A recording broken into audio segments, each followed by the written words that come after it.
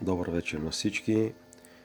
Предполагам всички чакате измерванията на краля, но аз реших преди да публикувам каквито и да е било измервания вече от този уред, преди това да пристъпя към ограмотяване на масата от хора, които имат желание нещо да научат, но шепат си клажи, като Ицето, се опитват да им промият мозъка.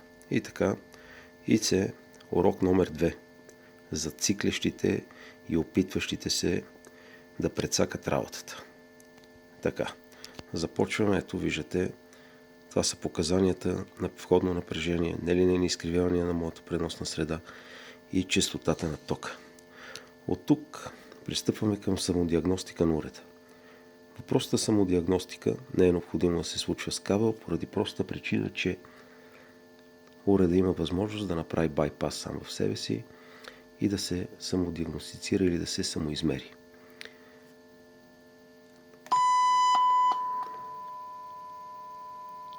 Ето виждате 0 децибела, но това било DBM, не било DBU. Ице, гледай сега какво става, батко. Това е DBR, това е DBG, това е миливатове, това е миливолти, това е DBV, ето го DBU. Значи 0 децибела DBU и 0 децибела DBM са различни неща. Да, ма и двете са 0, вейце. Ти са, по принцип това го знаеш, ма се опитваш да ги манипулираш хората, или си толкова кух, че просто даже се чуда, що си губа времето да ги правим тези неща, ама както и да е. И така, ето, в момента виждаме собствения шум на уреда и тук виждаме, че собствения шум на уреда тази вечер е малко по-различен от предния път. Ето ги тези нановолти, където искаме нещо да направим. Уж не може да ги мериме, а път то ги показва. Ега ти колко гадно. Това нещо, ако вземем един кабел и го свържиме, може да се окаже, че ще видиме кабела зашумява ли цялата работа или не я зашумява. Я да видим сега.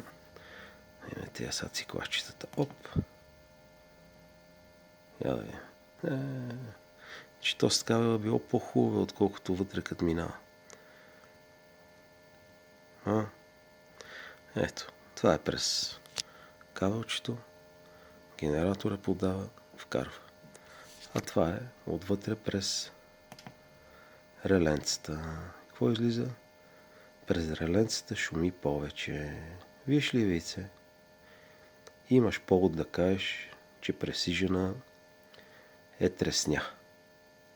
Шумът му релетата, шумът му контактите и трябва да го махаме. Трябва да взимаме следващия. А за декове става. Ще го държиме този.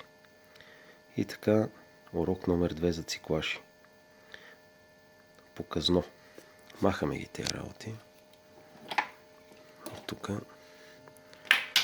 И пускаме да видим нелинейните изкривявания на уреда. Ето ги нелинейните,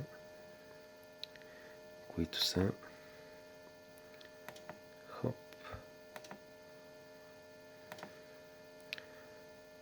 Така. Пускаме. И какво виждаме? Ето това са нелинейните изкривявания на уредчето. Господа, с аудиокарти и с компютри, те от Audio Precision, от другите производители трябва да се гръмнат. Просто нелинейни, ако искаш фаза на двата канала, всичко. Само с натискането на един клавиш. Колкото и да не можеш да мериш, трябва да си идиот да не се справиш. Защото хората са го направили да е лесно. Стига да знаеш какво търсиш. Но нашата фирма сме тъпанари. Купихме си уред за престиж и за слава. Жалки сте, момчета, жалки сте. И ще плачете, като видите резултатите от декчето. Това е за Дим специално. Димчо, ето го тук отгоре чука на Тор. Виждаш ли го? Това е чука на Тор, батко. Ти един път си го видял. Само, че в момента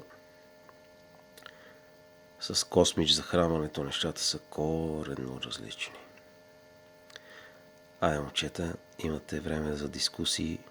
Нощта е пред вас.